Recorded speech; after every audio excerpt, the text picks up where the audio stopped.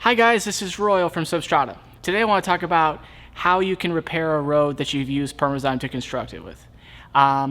So sometimes we get asked the question of, I've built this road with Perma Zyme and made it rock solid. What happens if ruts start to form or cracks start to form or something like that? And the simple answer is you just apply some more Perma Zyme over top. It will release the charge that has bonded the soil particles together and allows you to manipulate the soil, move it back around, even import some new soil if you need to, and compact it back down to fill those gaps or fill those ruts. And then you just wait for 3 days, allow for it to fully dry and fully cure, and then you're good to go.